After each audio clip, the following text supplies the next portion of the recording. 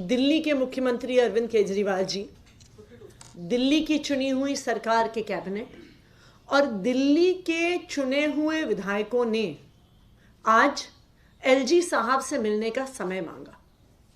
लेकिन ये बहुत दुख की बात है कि एलजी साहब ने दिल्ली के चुने हुए मुख्यमंत्री, कैबिनेट और विधायकों से मिलने से मना कर दिया, समय देने से मना कर दिया। ये तो साफ साफ लोकतंत्र का अपमान है कि जिन विधायकों को, जिस मुख्यमंत्री को 2 करोड़ दिल्ली वासियों ने चुन के भेजा है, अपना वोट डाल के विधायक बनाया है, अपना वोट डाल के मुख्यमंत्री बनाया है, आज केंद्र सरकार द्वारा नॉमिनेटेड लेफ्टिनेंट गवर्नर कह रहे हैं कि मेरे पास दिल्ली के मुख्यमंत्री, दिल्ली के कैबिनेट और दिल्ली के विधायकों से मिलने का समय नहीं है। आखिर क्यों नहीं मिलना चाह रहे एलजी साहब मुख्यमंत्री से? आखिर क्यों नहीं मिलना चाह रहे एलजी साहब चुने हुए विधायकों से? इसलिए नहीं मिलना चाह रहे क्योंकि अगर वो विधायकों से मिले, वो कैबिनेट से मिले, वो मुख्यमंत्री से मिले, तो उनको चुने हुए प्रतिनिधियों का जवाब देना पड़ेगा। उनको जवाब देना पड़ेगा कि वो रोज रोज रोज रोज संवैधानिक व्यवस्था को दिल्ली में ध्वस्त क्यों कर रहे हैं।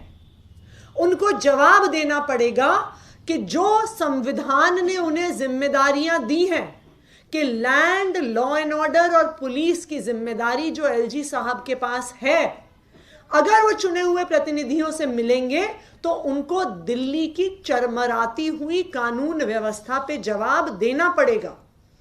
उनको जवाब देना पड़ेगा कि क्यों आज दिल्ली की महिलाएं सुरक्षित नहीं हैं। उन्हें जवाब देना पड़ेगा कि क्यों दिल्ली में इतना क्राइम बढ़ता जा रहा है।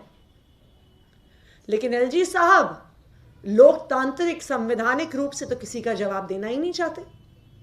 हमारे एलजी साहब को सिर्फ एक काम है, दिल्ली की चुनी हुई सरकार और दिल्ली के चुने हुए मुख्यमंत्री अरविंद केजरीवाल के कामों को रोकने का काम है।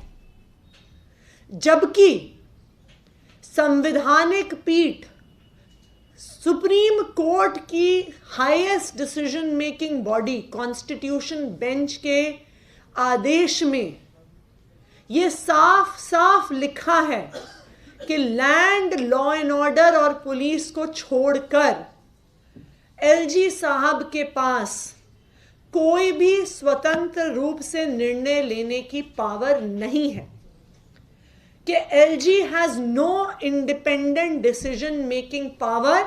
ये ब्लैक एंड व्हाइट में लिखा है। लेकिन फिर भी एलजी साहब सुबह से लेके रात तक सिर्फ दिल्ली सरकार के काम रोकने का काम करते हैं। चाहे मोहल्ला क्लिनिक के डॉक्टर की सैलरीज हो, चाहे बिजली के बिलों की जो सब्सिडी जाती है, चाहे मोहल्ला क्लिनिक के बिजली का बिल हो, चाहे सिविल डिफेंस वॉलंटियर्स का बिल हो, चाहे डीटीसी कर्मियों की तनख्वाह हो, चाहे water treatment plant, sewage treatment plants का काम रोकने का काम हो, चाहे दिल्ली के सरकारी स्कूलों को, टीचरों को विदेश भेजने की फाइल को रोकने का काम हो, सुबह से लेकर रात तक एलजी साहब सिर्फ और सिर्फ अरविंद केजरीवाल की सरकार को रोकने का काम करते हैं। और अब उन्होंने संवैधानिक मर्यादा, उन्होंने कानूनी मर्यादा तो बहुत पहले छोड़ ही दी थी, लेकिन आज दिल्ली के एलजी साहब विनय सक्सेना जी ये भूल गए हैं कि वो एक संवैधानिक पद पे बैठे हैं और अब वो भारतीय जनता पार्टी के प्रवक्ता के रूप में काम कर रहे हैं। रोज रोज झूठी चिट्ठियां लिख रहे हैं, रोज रोज अनर्गल आरोप लगा रहे हैं। कल उन्होंने एक चिट्ठी लिखकर दिल्ली के मुख्यमंत्री अरविंद केजरीवाल को कहा कि दिल्ली के सरकारी स्कूलों का बुरा हाल हो गया है, आम आदमी पार्टी की सरकार ने स्कूलों का बुरा हाल कर दिया है। एलजी साहब, आपको कभी फुर्सत मिले असंवैधानिक हरकतें करने से तो आप दिल्ली के सरकारी स्कूल देख के आइए। आप दिल्ली के सरकारी स्कूल में पढ़ने वाले बच्चों से बात करके आइए उनके माता पिता से बात करके आइए कि 8 साल पहले दिल्ली के सरकारी स्कूलों का क्या हाल होता था, कि किस तरह स्कूल के अंदर जाते ही सबसे पहले टॉयलेट की बदबू आती थी। ये होते थे दिल्ली के सरकारी स्कूल। खिड़कियां नहीं थी, लाइटें नहीं थी, शीशे नहीं थे, क्लास में टीचर नहीं थे।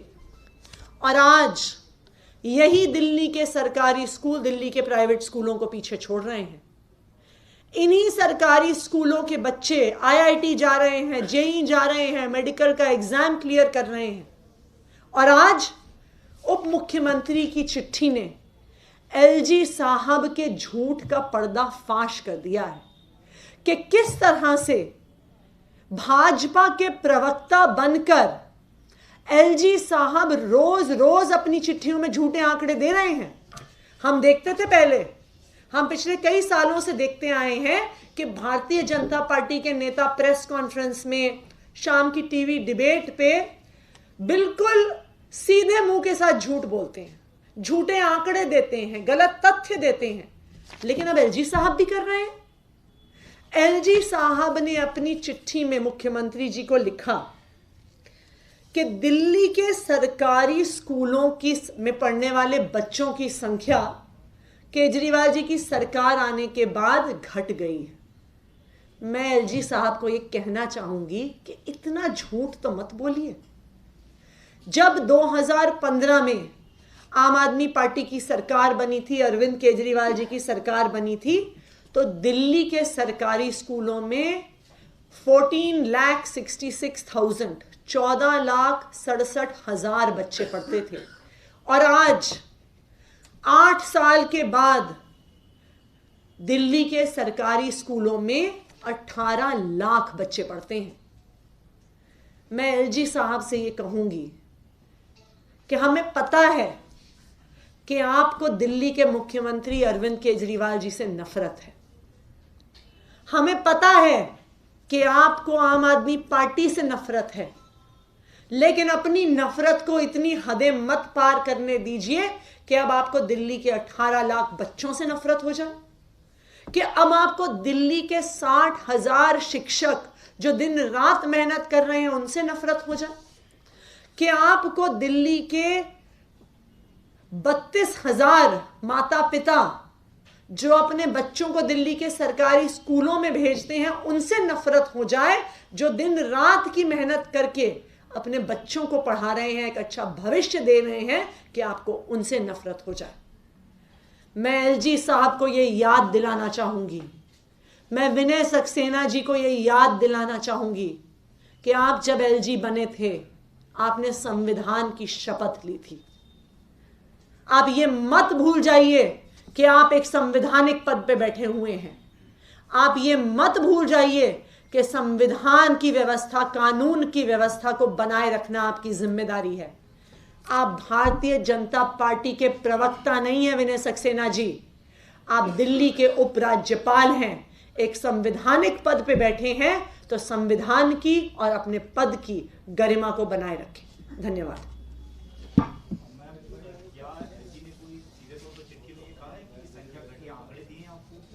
बिल्कुल, जो कल LG साहब की चिट्ठी आई है उसमें आप देख सकते हैं, हम आपको निकाल के आंकड़े दे देंगे। उन्होंने उसमें शायद कहा है कि 14,67,000 से घटकर 14 लाख बच्चे रह गए हैं, ऐसा कुछ आंकड़ा उन्होंने अपनी चिट्ठी में दिया है। अब आप सोचिए कि जिस तरह से भारतीय जनता पार्टी के प्रवक्ता टीवी पे आके सरासर झूठ बोलते हैं, झूठे आंकड़े देते हैं, अब LG साहब भी अपनी सरकारी लेटर हेड की चिट्ठियों पर नेशनल एम्बलम के साथ जो उनका लेटर हेड है उस पे अब झूठे आंकड़े देने लग गए हैं, तो इससे ज्यादा दुख की बात क्या हो सकती। Thank you.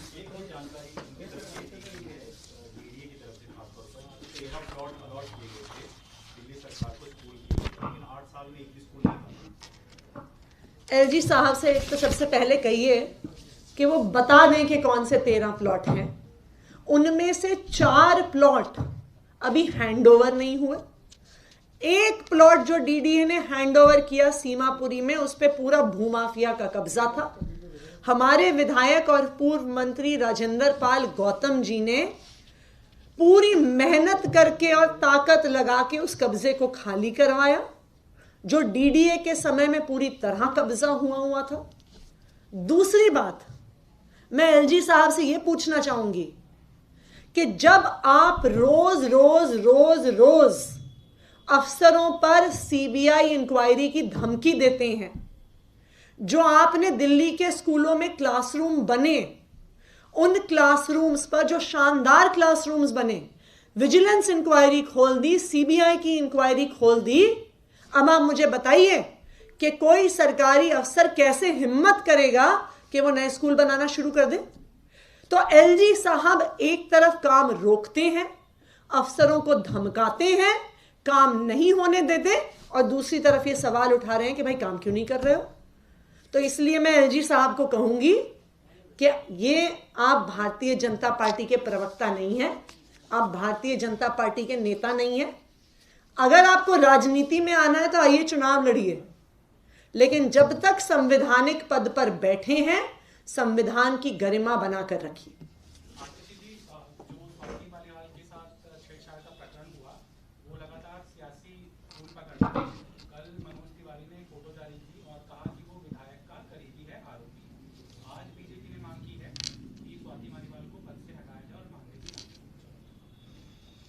देखिए, मैं तो भारतीय जनता पार्टी से एक सीधी सी चीज पूछना चाहूंगी, क्या भारतीय जनता पार्टी के नेता प्रेस कॉन्फ्रेंस आकर करके कहेंगे कि दिल्ली महिलाओं के लिए एक सुरक्षित शहर है, कि दिल्ली में महिलाएं अंधेरा होने के बाद भी अपने घर से बाहर बिना किसी डर के घर से बाहर कदम रख सकती हैं?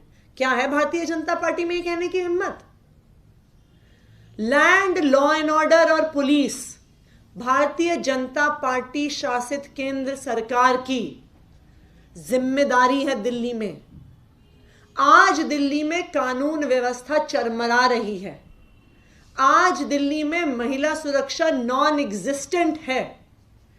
एक इकलौती महिला स्वाति मालीवाल महिलाओं की हक की लड़ाई लड़ रही है। भारतीय जनता पार्टी के नेताओं को शर्म आनी चाहिए कि वो स्वाति मालीवाल जैसी महिला पे झूठे आरोप लगा रहे हैं। अगर आप में थोड़ा भी ज़मीर है तो मैं भारतीय जनता पार्टी को कहूंगी कि कम से कम अपनी जिम्मेदारी का वहन करते हुए दिल्ली की कानून व्यवस्था, दिल्ली में महिला सुरक्षा को सुधारिए और ना कि स्वाति मालीवाल जैसी महिला पे झूठे आरोप लगाइए।